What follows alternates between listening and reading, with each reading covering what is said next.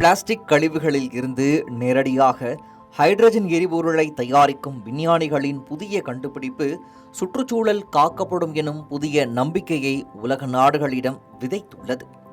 உலகில் உற்பத்தி செய்யப்படும் பிளாஸ்டிக் கழிவுகளில் வெறும் 9 விழுக்காடு மட்டுமே மறுசுழற்சி செய்யப்பட்டு வருகிறது. மீதமுள்ள எஞ்சிய பிளாஸ்டிக்குகள் நிலப்பரப்புகளிலும் பெரும் கடல்களிலும் கொட்டப்பட்டு பெரும் சுற்றுச்சூழலியல் பேரழிவை ஏற்படுத்தி வருகின்றன. இந்த சவாலுக்கு தீர்வாக UCLA மற்றும் எவா பல்கலைக்கழக விஞ்ஞானிகள் ஆல்கலைன் தெர்மல் ட்ரீட்மெண்ட் எனும் அதிநவீன வேதியியல் முறையை கண்டறிந்துள்ளனர்.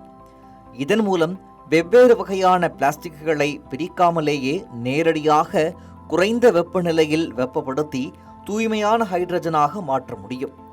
பாரம்பரிய முறைகளைப் போல கார்பன் டை ஆக்சைடை வளிமண்டலத்தில் வெளியிடுவதற்கு பதிலாக கார்பன் கழிவுகளை திடப்பொருளாக மாற்றி பிடித்து வைப்பதால் காற்று மாசுபாடு முற்றிலும் தடுக்கப்படுகிறது.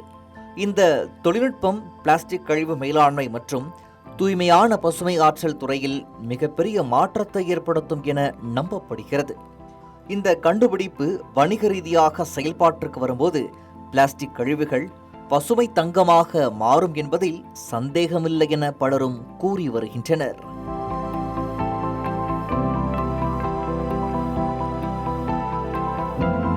தமிழ் ஜனம் சேனலை சப்ஸ்கிரைப் பண்ணாம பார்த்துட்டு இருந்தீங்கன்னா மறக்காம சப்ஸ்கிரைப் பண்ணிடுங்க.